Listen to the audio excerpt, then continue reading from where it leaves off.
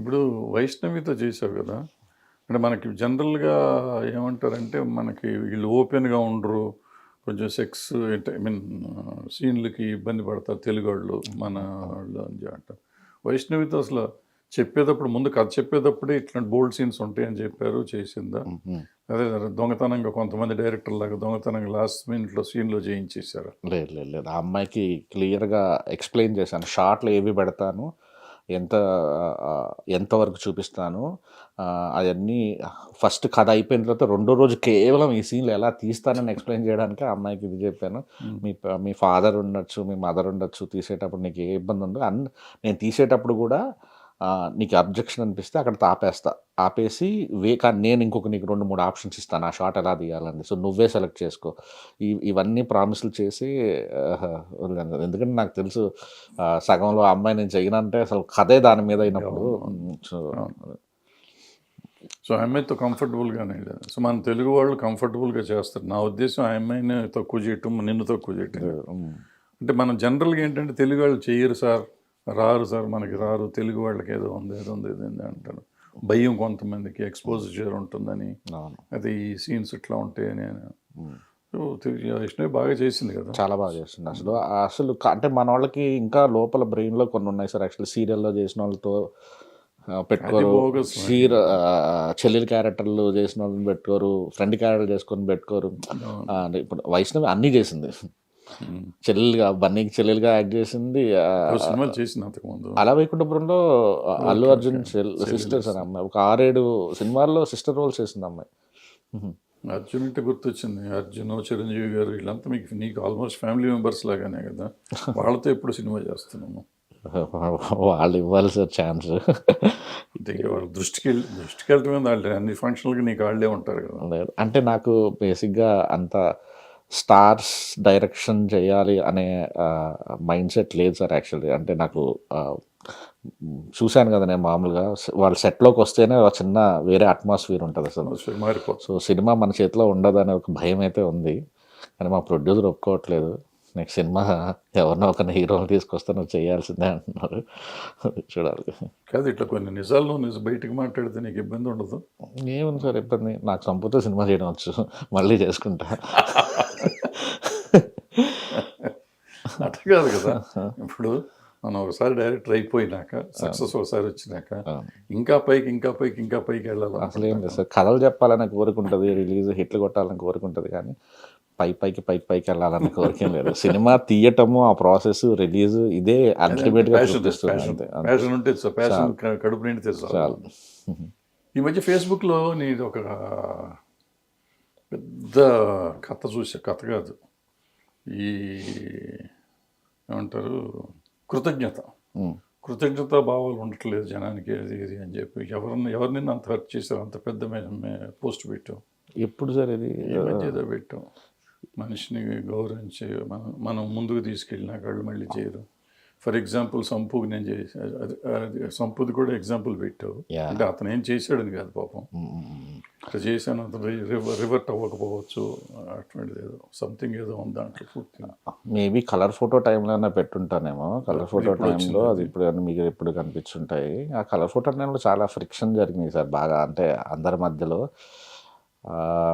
అంటే ఆ సినిమా నేను అనుకోవడం, అది నా కథ, నేను చాలా మనసు పెట్టి ఆ సినిమా తీయటం అనేది నాకు చిన్నప్పటి నుంచి ఒక డ్రీమ్ ఉండేది. నేను ఎంత ఫేస్ చేశాను, నల్లగా ఉండటం గురించి, ఆ సింగిల్ సైడ్ లవ్లో పెయిన్ తాలూకు.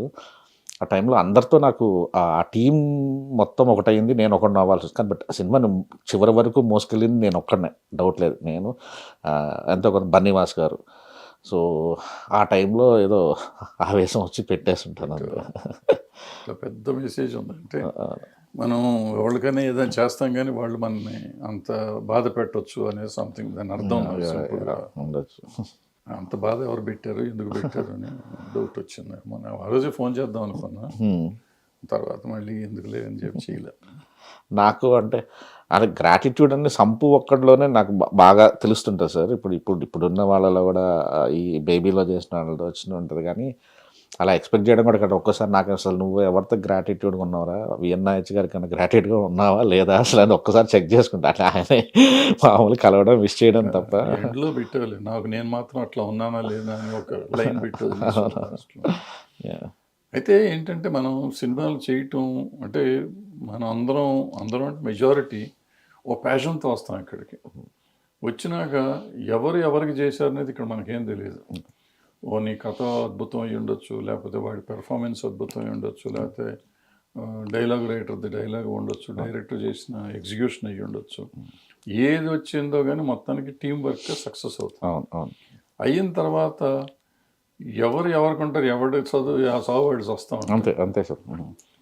సో ఇప్పుడు మనతో కలిసి ఉంటారా, కలిసి ఉండరా, వెళ్ళిపోయారా, మనం దాన్ని ఆలోచించడం అనేది వేస్టే నా పాయింట్. ఉండాలి అనేది మానవత్వం, హ్యూమన్ థింకింగ్. కానీ వాళ్ళు ఉన్నారా లేరా అని ఆలోచించామంటే మన క్రియేటివిటీ చచ్చిపోతుంది, అనవసరం. మనం చాలా క్రియేటివ్గా ఆలోచించకపోతే నువ్వు ఆ 4 కథలు చేయలేవు. సో అంత క్రియేటివ్గా ఆలోచించే మనిషి ఎటువంటి ఆలోచించకూడదు అసలు. ఆడు ఉంటే ఉన్నాడు, పోతే పోయాడు. ఇటుగా ఇందాక చెప్పావే, ఆడు ఎవడు చేయకపోతే మళ్ళీ సంపూగా ఇంకో సంపూని పుట్టిస్తా. That is the spirit. అది ఉండాలి తప్ప మనకి వీడికి చేసాం మళ్ళీ చేయడం ఏంటి, ఆడికి చేసాం వీడికి చేయడం అనేది ఉండకూడదు. ఐ థింక్ నాకు ఈ మెచ్యూరిటీ వచ్చిందని అనుకుంటా. అంటే కలర్ ఫోటో టైంలో నాకు ఉన్నది, ఒక్క సినిమా కొట్టి బేబీ కొట్టి చెప్తా అందరికీ, ఎక్కి అందరితో మాట్లాడాలి, ఇది ఈ టైప్లో ఉండేది. కానీ బేబీ కొట్టిన మరుక్షణం నాకు అసలు కోపం పోయింది, అని పోయింది. అసలు టాపిక్ అది ఈరోజు మీరు మాట్లాడితే చెప్పానే కానీ నేను ఎక్కడ బయట మాట్లాడలేదు ఎవరి గురించి కూడా. ఐ థింక్ కోపం కూడా అనవసరం. అంటే మనం పడతానే ఉంటాం, కింద మీద పడతా ఉంటాం, నడుస్తూ ఉంటుంది. సక్సెస్లు వస్తాయి, ఫెయిల్యూర్లు వస్తాయి, కానీ ఆవేశం అనవసరం. ఎందుకంటే అది తమ్మారెడ్డి గారికి ఇప్పుడు, తమ్మారెడ్డి వరద గారికి ఇప్పటికి అర్థమైందా అది అన్నా? లేకపోతే ఇంటర్వ్యూస్ ఏం చెప్తున్నారా? లేదు, నేను సీరియస్గా చెప్తాను. ఇప్పటికీ అది అర్థమైందా సార్, లేకపోతే ఎప్పటికీ అర్థమైందని మీకు? నేను పగబట్టలేదు, పగబట్టలేదు, కానీ ఆవేశం బ్రాండ్ అంబాసిడర్. నాకు ఆవేశం ఇప్పుడు నాకు నచ్చకపోతే నీకు ఫోన్ చేసి ఏమైనా చండాలంగా తీసామని చెప్తాను. అది ఇప్పటికీ ఉంది, అది బాదు. సో నేను నీ నాటకంగా నీకు ఫోన్ చేసి ఇప్పుడు మొన్న బీబీ సక్సెస్ ఇచ్చినాక నెక్స్ట్ ఏదో ఫెయిల్యూర్ ఇచ్చాను, లేదా అదిరిపోయింది ఏం తీసావయ్యా అని నేను అటువంటి చేయలేదు. మీరు చేయలేరు కూడా, ఇంపాసిబుల్. ఇది ఏంటంటే గ్రాటిట్యూడ్ అనుకునేది మనం అసలు అనుకోను. నేను ఎప్పుడు నువ్వు నా స్టేట్మెంట్లు ఎప్పుడని చూడు, పలానా వాడు ఎందుకు చేయలేదు మళ్ళీ మీ సినిమా అంటే నేను అడగలేదు, అతను చేయలేదు, అవసరం ఎందుకు? నేను నా డబ్బులు తక్కువ చేస్తాను, అతను చేశాను. ఇప్పుడు మనం సంపూతో తీసావు, లేకపోతే నేను ఇంకో పెద్ద ఎక్స్ హీరోతో చేశాను. ఆ రోజు నాకున్న ఫైనాన్షియల్ కండిషన్కి అతను నా డబ్బులకు వచ్చాడు కాబట్టి నేను తీశాను. కరెక్ట్. నాకు కావాల్సిన అవసరానికి వచ్చాడు కాబట్టి తీశాను. అందుకని అతని జీవితాన్ని ఉద్ధరిస్తాను నేను సినిమా తీయలేదు. కరెక్ట్. నేను తీయనప్పుడు అతను నాకు మళ్ళీ చేయట్లేదు నేను ఎందుకు అనుకోవాలి? నా అవసరానికి నేను వాడుకున్న, యాక్చువల్ చెప్పాలంటే అటు చిన్నోడో పెద్దోడో కొత్తోడో పాతోడో వదిలేసి నేను వాడుకున్నాక చేయలేదని అనుకున్నానంటే నా అంత ఫూల్ ఇంకెవడు ఉండడు. కరెక్ట్. నేను అది ఎప్పుడు చెప్తా, ఇవాళ చెప్తా. అందుకని నాకు అవతల వాళ్ళ మీద ఎప్పుడు కోపం రాదు. నాకు కోపాలు వచ్చాయంటే వేరే విషయాల మీద కోపాలు వస్తాయి. ఇప్పుడు నువ్వు నాకు తెలుసు, నాకు ఎప్పుడో ఒక 15-20 ఏళ్ళ నుంచి తెలుసు, నువ్వేదైనా చేస్తాంటే చేసే తప్పు ఇతనికి ఇది చేయకూడదు అని చెప్తాను. అది నీకేం అవసరం అంటే నేనేం చెప్పలేను. అది నాకున్న చనువు కొద్దీ చెప్పాను నేను అంటాను. మీలాంటి వాళ్ళు కోపపడతారు, ఎందుకంటే అటువంటి మీకు నోరు మూసి కూర్చోవచ్చు కదా అనేవాళ్ళు అంటూ ఉంటారు. అంతే తప్ప నాకు నువ్వు అర్థం చేసుకున్నంత, నాకు ఎంతవరకు అర్థం చేసుకున్నా తెలియదు, కానీ నేను నెగిటివ్గా ఎప్పుడు అసలు ఆలోచించిన ఎవరిని గురించి. చెప్పేటప్పుడు అది విధానం సరిగ్గా ఉండకపోవచ్చు, నా ఎక్స్ప్రెషన్ సరిగ్గా ఉండక ఎదుటోడు నెగిటివ్గా ఫీల్ అవ్వచ్చు తప్ప నేను నెగిటివ్ లేదు. ఒకసారి మీతో ఒక రోజు ట్రావెల్ అయిన మనిషి ఇంకా అతను మిమ్మల్ని చూసే పర్స్పెక్టివ్ వేరే ఉంటుంది సార్. ఇప్పుడు నేను నెల్లూరులో కూర్చొని వేరే తమ్మారెడ్డి వరద గారిని చూసేవాడిని, ద్వేషించేవాడిని. ఒక రోజు పరిచయంలోనే నాకు అర్థమైపోయింది ఏంటి మీరు మీ ఎక్స్ప్రెషన్ చాలా స్ట్రైట్ ఫార్వర్డ్, హార్ష్ ఉండటం. ఒక్కోసారి అది కాంట్రవర్సీ అవ్వద్దు ఏదో వద్దు, కానీ మీ అసలు ఉద్దేశం ఏంటనేది మాలాంటి వాళ్ళకి మాత్రమే బాగా తెలుస్తుంది. ఏమైనా చాలా రోజుల తర్వాత కలిసాం సార్, సంతోషం. Thank you. ఫైనల్లీ మీతో ఇంటర్వ్యూ చేయించుకున్నా. నా ఇంటర్వ్యూ కోసం వచ్చేవాళ్ళు ఉండేవారు, నేను ఇంటర్వ్యూ కోసం వెయిట్ చేయాల్సిన వాళ్ళు వస్తున్నారు. సంతోషం. Thank you.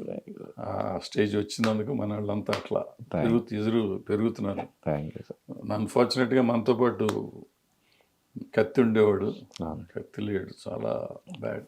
నాకు పర్టికులర్గా కత్తి చాలా అవును అవును ఆ, కత్తి ద్వారా నువ్వు వచ్చావు నా దగ్గరికి. అవును అవును సో, అతను నా పర్సనల్ చాలా హెల్ప్. అంటే ఏది కావాలన్నా గబుక్కున సాయి రాజేష్ అంటే గబుక్కున నెంబర్ తీసి ఫోన్ చేసి ఇవ్వటం, లేకపోతే నెంబర్ ఇచ్చి నన్ను ఫోన్ చేయమంటాం. ఏది అడిగినా కానీ అతనే నాకు ఉండేవాడు, పక్కన ఉండేవాడు. నాకు హృదయకాలేని టైంకి గొడవలు ఇవన్నీ ఏం ఉండేవి కాదు సార్. అప్పుడు వేరే మహేష్ కత్తి ఉండేవాడు అతను. ఎందుకంటే మీరు మా గ్రోత్ 0 నుంచి చూశారు కాబట్టి, తర్వాత ఎంత ఈ మేము సోషల్ మీడియాలో కానీ బయట కానీ ఎంత మా ఇద్దరి మధ్య శత్రుత్వం ఉన్నా కూడా సినిమా విషయానికి వచ్చినప్పుడు ఎప్పుడు నన్ను ఇబ్బంది పెట్టలేదు సార్. కొబ్బరిమట్లో యాక్ట్ చేశాడు, ఆ టైంకి మేము చాలా గొడవల్లో ఉన్నాం. కానీ ఈరోజు పలానా రోజు షూటింగ్ అంటే వచ్చేసేవాడు, పబ్లిసిటీ అంటే చేసేవాడు. అందులోకి అదే అసలు మంచోడు. అనవసరంగా ఒక్క ట్రాప్ తప్పు చేశాడు అతను. నేను కూడా బాగా తిట్టేవాడిని. తిట్టి ఇప్పుడు మనకు ఉండొచ్చు, ఎవరితో అయినా విరోధాలు ఉండొచ్చు, కానీ విరోధాన్ని ఇంకో రకంగా చేయటం అనేది కరెక్ట్ కాదు. బట్ అన్ఫార్చునేట్ అంటే అతన్ని అంటే మీరు అప్పుడు లేరు కదా, మేము చూసేవాళ్ళం కదా. అవతల నుంచి అంత ప్రెషర్ ఉండేది అతనికి, అంత హింస పెట్టారు. ఆగలేము, మనిషి ఆగలేనంత ప్రెషర్ పెడితే ఎవరిదైనా అంటే తలుపేసి కొడితే తిరగబడుతుంది అన్నట్టు. సో అతనికే కాదు ఎవరికైనా కానీ తర్వాత నేను కూడా పోస్టులు పెట్టా, ఎవరిని అట్లా తిట్టొద్దు, మనం ఎందుకు తిట్టాలి, మనకు అవసరం ఏంటి అని. తిరగబడడం అంటే అనవసరమైన ఇది కదా, జరగకూడదు. భవిష్యత్తులో ఎటువంటివి ఉండకూడదు. But we last a great friend.